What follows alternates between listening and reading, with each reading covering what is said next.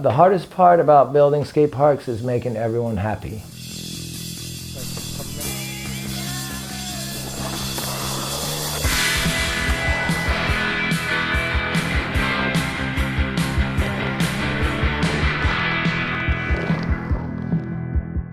It's probably impossible.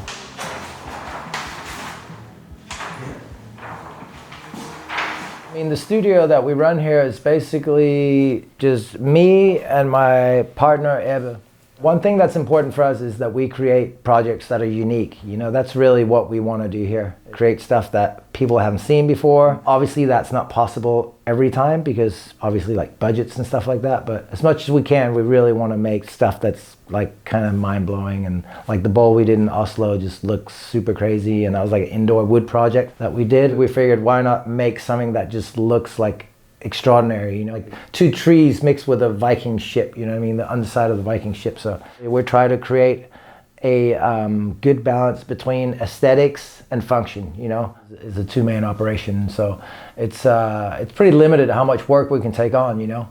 We kind of have to pick and choose which projects are interesting for us and which ones we think are going to be able to get realized.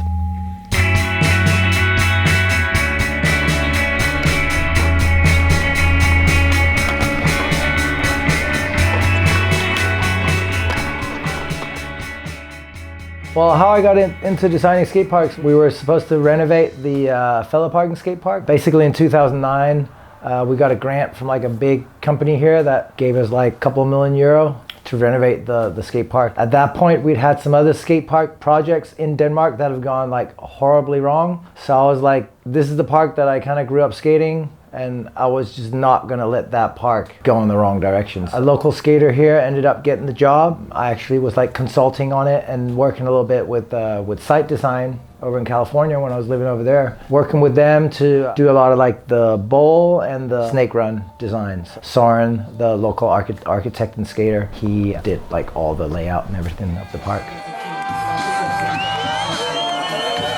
The history of Faelledparken, where do I start? Well, I mean, we got it back in '88, and all it had was really like this, like an asphalt sort of mini ramp that had like way too much flat, but it was like super wide, metal coping, and it had like a really rough bank on the backside, kind of almost like barrel banks. That was just kind of like the basic layout. There was a vert ramp there, the asphalt mini ramp, and just a big slab of concrete. We would just build like little boxes and stuff and like slide bars. And every summer we'd have a get together. I guess it was a contest, but it was more like people getting together and getting drunk. All kinds of crazy stuff would go down, like naked skateboarding and people dropping in on the vert ramp on couches with skateboards. Like all kinds of crazy other madness was going on. So that was like one big like super rad party that we had there every year.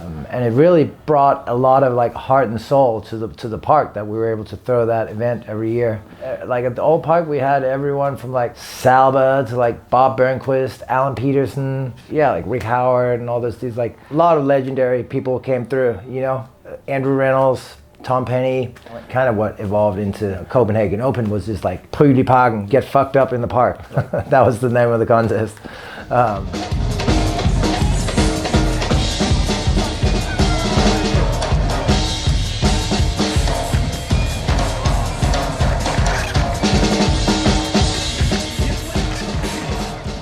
Where Tom Penny did the switch backside flip behind the tree. I mean, that tree is still standing in the park today. So that's pretty cool that elements of the old park was kept in place. After I moved back from California, I was like, yeah, it's like a perfect place to just go skate. It's got everything, you know, you can roll around the street cores. It's got the nice snake run stuff and yeah, the vert ramp. So it's very like nostalgic and stuff, you know. Like when you skate there, you feel like you're at home, you know.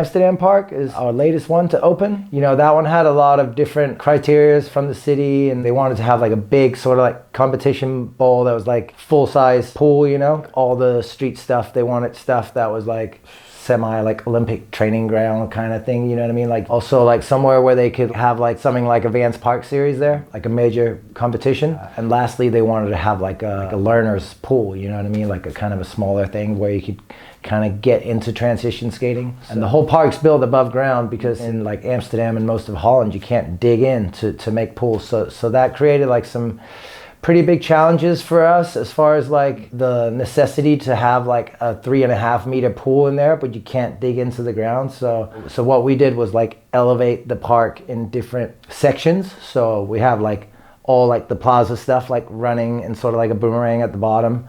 And then you go up one step, you kind of have more like your regular street style area.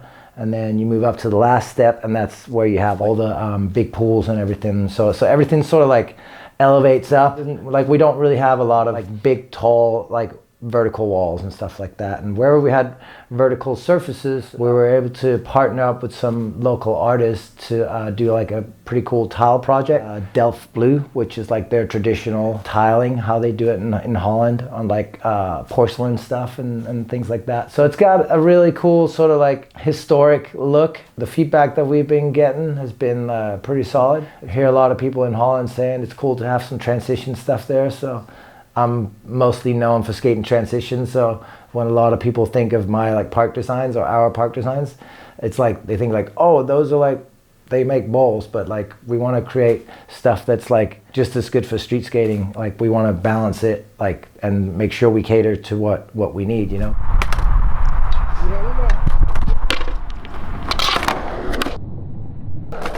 We had another skate park that opened here in 2020 in Tornby, which is just outside of Copenhagen, right near the airport. This park's like kind of unique in a way because it's built on top of a tunnel. There's only like 80 centimeters to like put all the draining and like all the stuff that you need to fit underneath a skate park for it to function properly. So that was really challenging, not only for the guys that built it, also just in terms of design, like not trying to like elevate and like make structures that are too big and too intrusive into the existing environment, you know. So that park is a good mix of street and light bowl stuff, you know, kind of more like mini rampy. The main section of it is inspired a little bit like by like street league skateboarding or like kind of competition format. It's got like 3 tracks on 3 different levels, just going back and forth, real basic stuff with like, you know, ledges and stairs and rails going down and, you know, your Euro gap and all your normal stuff. For that stuff, I actually partnered up with local flip amateur rider, Alexander Risvad. He lives like 5 minutes from the park, so it was important for me to get some local input on like how he wanted his local park to be, you know.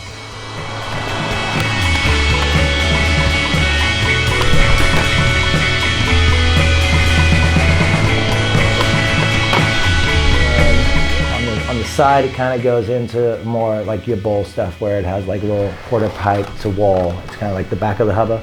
Yeah, and then all your basic like little bowl stuff in there. Yeah, I mean, one of the cool things about designing skate parks is like seeing it come to life. You know what I mean? Like you've been working on a project for X amount of months, and then finally when it's done, you actually get to go there and skate with your friends and enjoy the environment that you've created, like essentially like on a computer and in your mind. To like actually go there and feel like you've given something back to the community is like highly rewarding. I feel like I left something there, you know, for people to enjoy, and that's definitely something that makes me both feel proud but also happy to just be, you know, a great contributor to skateboarding and the skateboard community.